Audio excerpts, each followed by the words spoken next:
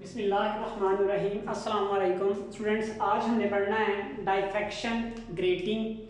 बेटा ये जैसे हमने इससे पीछे वाला टॉपिक पढ़ा था डाइफ्रैक्शन ऑफ लाइट, उसी तरह से ही सारा इसको एक्सप्लेन करना है। लेकिन इसमें बेटा डिफरेंस क्या है, इसमें हमने जो ग्रेटिंग यूज़ करना है उसके अंदर कुछ स्क्रैचेस होंगे, मीन्स उसके अंदर छोटी छोटी लाइनें होंगी जिन्हें हम ग्रेटिंग एलिमेंट के नाम से जानते हैं।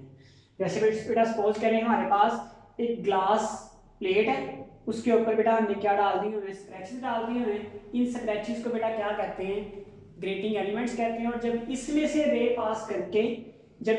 रे पास करके बेंड हो जाएंगी तो बेटा इन्हें हम कहेंगे डाइफ्रैक्शन बाय ग्रेटिंग, यानी डाइफ्रैक्शन किसके जरिए से, ग्रेटिंग के जरिए से।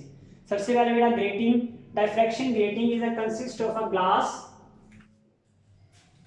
of a glass plate on which very small or fine parallel lines scratches are drawn in equidistance। सबसे पहले बेटा जिसमें बहुत ज़्यादा स्मॉल लाइनों से इक्विडिस्टेंस पे ड्रा की जाती हैं उसमें बेटा जो डाइफ्रैक्शन होती है, इक्विडिस्टेंस लाइनें जो इक्वल डिस्टेंस पर होती हैं, इक्विडिस्टेंस व्हेन light ray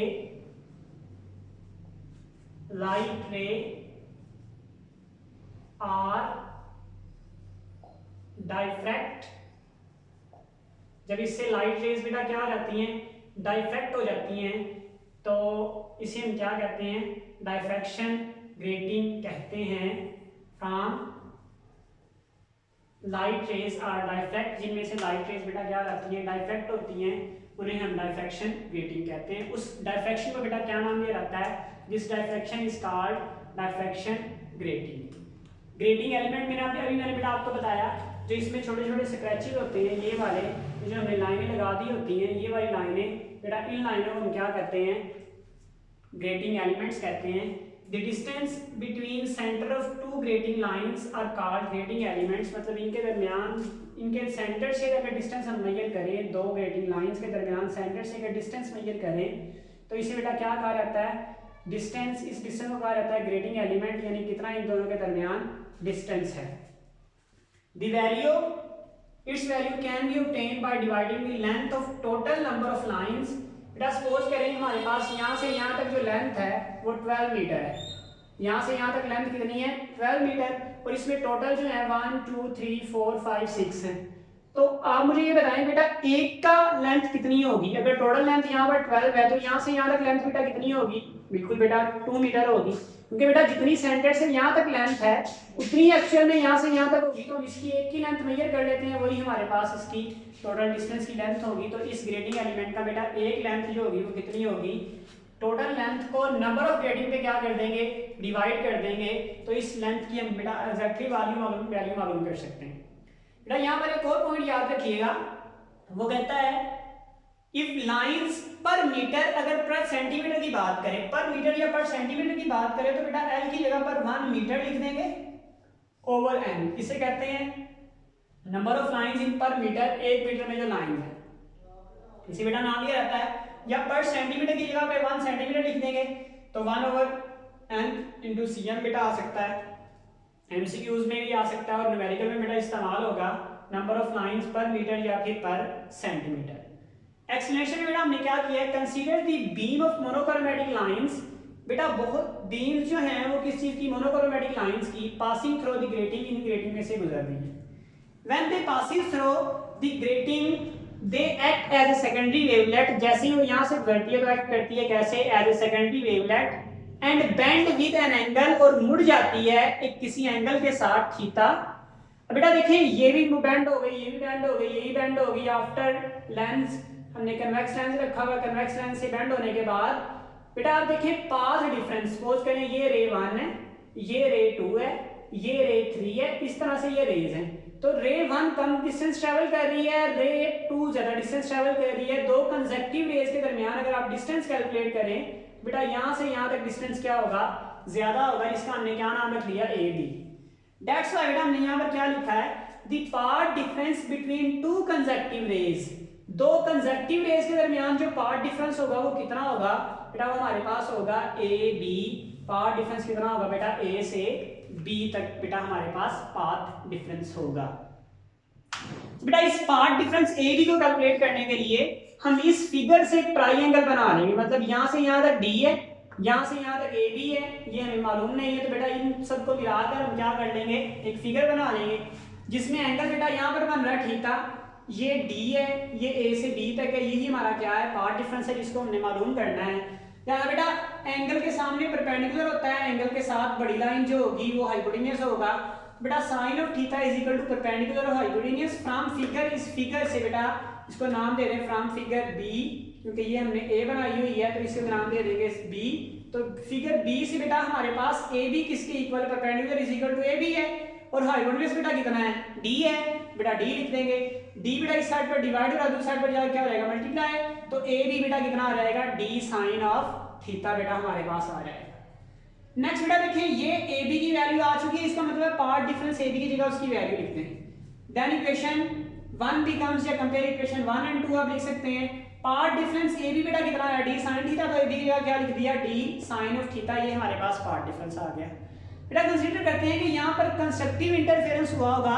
अगर बेटा वेवलेंथ यहाँ पर सपोज करें 1 लैम्डा है, 2 लैम्डा है, 3 लैम्डा है, 4 लैम्डा, 5 लैम्डा, अगर इतना डिस्टेंस है तो इसका मतलब कौन सा हुआ होगा, कंस्ट्रक्टिव इंटरफेरेंस हुआ होगा। दैट्स व्हाई बेटा हमने क्या लिखा है, for constructive interference part difference is, path difference बेटा कंस्ट्रक्टिव इंटरफेरेंस के लिए क्या आता है, बिल्कुल बेटा हमें पता है एन लैम्डा हमारे पास बेटा कंस्ट्रक्टिव इंटरफेरेंस होता है, किसके लिए, पार्ट डिफरेंस के लिए। फॉर बस फर्स्ट ब्राइट फ्रिंज, अगर बेटा याद रखें पहली ब्राइट फ्रिंज की बात करें तो n की जगह पर 1 पुट करते हैं, और अगर पहली डार्क फ्रिंज की बात करें तो n या n की जगह पर 0 पुट करते हैं। रिमेंबर बेटा दोबारा रिपीट कर रहा हूं, अगर ब्राइट फ्रिंज की बात कर रहे हैं तो n या n की जगह पर 1, और अगर डार्क फ्रिंज की बात करें या तो m या n की जगह पर 0 पुट करते हैं फर्स्ट बेटा ब्राइट फ्रिंज के लिए।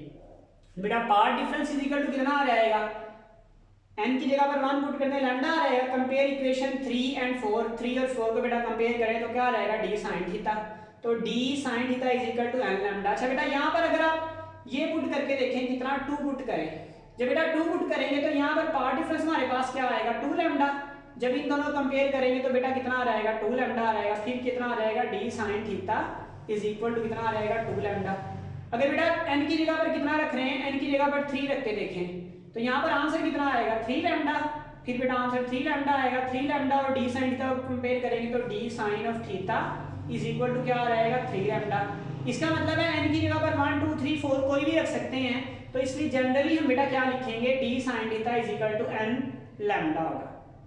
अच्छा बेटा अब एंगल जो है अगर वो 90 के एंगल में बेंड हो जाता है, एंगल बेटा कितना हो जाता है, 90 डिग्री।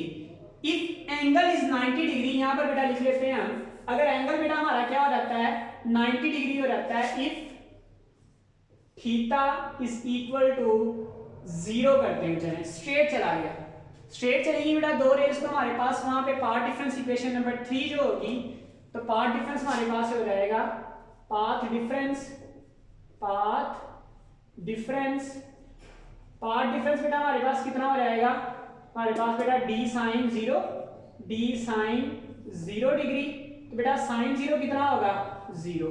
इसका मतलब पाथ डिफरेंस हमारे पास कितना आएगा, 0। अगर बेटा पाथ डिफरेंस 0 लैम्डा आए, 0 लैम्डा, 1 लैम्डा, 2 लैम्डा, 3 लैम्डा, इतने लैम्डा तो वहां पे ब्राइट फ्रिंज बनती है, और जहां पर बेटा सो ब्राइट फ्रिंज बनेगी, so here it is a bright fringe, so here a bright fringe, यहां पे bright fringe is formed, bright fringe बेटा बन जाएगी, और इस bright fringe को हम कहते हैं, and this bright fringe and this bright fringe is known as first order